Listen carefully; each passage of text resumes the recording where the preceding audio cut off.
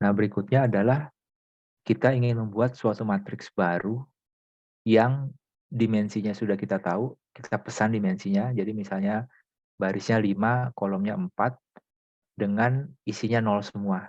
Nah, kenapa ini penting? Karena di Python biasanya objek yang bukan bilangan itu pada saat kita memberikan tanda sama dengan, itu sebenarnya kita mereferensikannya dia. Artinya begitu kita mereferensikan dia, saat objek sumbernya kita rubah, objek tujuannya juga berubah. Nah, untuk ini, karena list itu merupakan suatu objek yang sifatnya seperti itu, kita perlu membuat objek baru, bukan merujuk ya. Jadi, tapi sebelum sampai sana kita coba lihat dulu, kita jalankan ya. Jadi kita ingin membuat suatu matriks yang isinya 0 semua, barisnya 3, kolomnya 4 ya. Jadi untuk itu kita definisikan fungsi newMath, parameternya adalah baris dan kolom. Kita pesan dulu list yang isinya kosong. Kemudian sama seperti tadi, kita definisikan new row isinya masih kosong. Kemudian kita iterasi sebanyak jumlah kolom.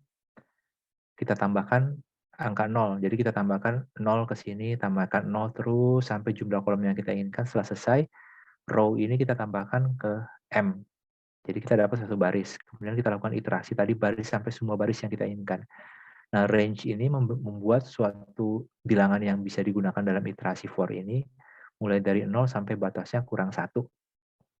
Jadi kalau di sini row isinya 3, range-nya isinya adalah 0, 1, dan 2. Jadi kurang 1 dari batas akhirnya. Nah, sekarang kita coba jalankan. Kita akan membuat matriks, barisnya sama dengan 3, kolomnya 4, isinya 0 semua. Jadi kita bisa lihat di sini. Nah, ini. Nah, sekarang kita coba saja. Saya mau kolomnya ada 10, barisnya ada 20 misalnya. Saya simpan dulu, saya jalankan dengan F5, kita bisa dapatkan. Nah, kira-kira demikian kita bisa peroleh. Ya. Jadi 1, 2, 3, 4, 5, 6, 7, 8, 9, 10. Maaf, salah. Ini harusnya kolomnya jangan terlalu banyak ya. Row-nya 20, kolomnya 12 saja ya. Ini tadi ada yang terlipat, sehingga tidak bisa lihat. Jadi ini ada yang ganti baris benar. Nah, ini bisa kita lihat. Ini masih terlalu banyak kayaknya. Sorry, 11 saja.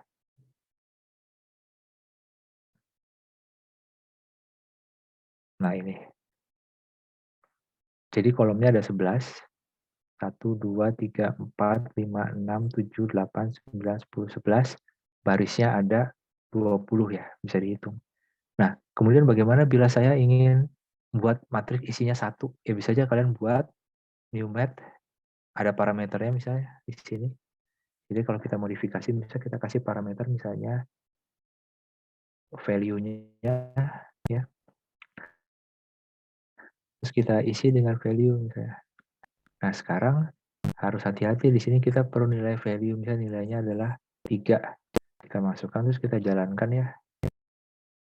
Jalankan akan dibuat matriks ukuran barisnya 20, kolomnya 3, nilainya kolomnya 11, nilainya 3 semua. Dengan cara ini akan menghemat proses kalian membuat matriks bila kita punya fungsi seperti ini ya.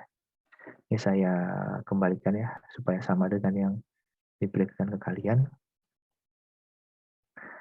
Nah, tadi ada perkataan reference ya, by reference. Jadi sekarang contohnya di bawah sini, ini saya kecilkan dulu supaya tidak terlalu memakan tempat. Jadi misal kita definisikan M itu suatu matriks ya, M2 misalnya, isinya 1, 2, yang sedikit saja, 3, 4. Nah, kita dapatkan isinya ini 1, 2, 3, 4. Maaf, ini saya kasih spasi dulu. Jadi akan kita dapatkan isinya 1, 2, 3, 4. Nah, sekarang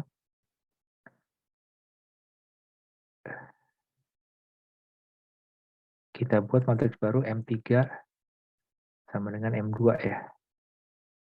Terus kita print M3. Karena memang matriksnya sama ya, hasilnya harus sama ya. Jadi 1, 2, 3, 4, 1, 2, 3, 4. Ini untuk bedakan, kita bedakan di sini. Jadi kita jalankan lagi, kita akan dapat dua matriks yang isinya sama. Nah sekarang M3 saya ganti ya. M3 elemen ke nolnya, jadi paling atas. Itu saya ganti nilai dengan 100. Terus kita lihat. Nah kita lihat M2 ikut terganti. Jadi karena M2 ini merujuk ke M3. Jadi begitu M3 diganti, M2 ikut terganti. Nah ini hati-hati. Jadi banyak programmer yang awalnya menggunakan bahasa pemrograman yang merujuk dengan nilai, begitu menggunakan rujuk dengan reference, dia sering lupa. Sehingga pada saat suatu objek di-assign ke objek lain, seperti baris ke-39 ini, sebenarnya ini hanya memberikan nama lain ke M3, tapi sama-sama merujuk ke lokasi memori yang sama, yaitu M2. Nah begitu diganti, terjadi kebingungan kenapa nilai M2 yang tadi kita harapkan tetap bisa berubah gitu. Nah ini kenapa kita perlu tadi new math ini. Nah new math ini akan membuat kita bisa mengkopikan nilai dari suatu matriks ke matriks yang lain gitu. Nah kira-kira demikian tujuan dari new math ini. Nanti kita akan lihat di aplikasinya di bagian lainnya. Baik, sekarang saya hapus ini agar sama seperti program yang dibuat, yang diberikan pada kalian. Nah untuk materi matriks baru yang nilainya 0 ini kita cukupkan sampai di sini. Terima kasih.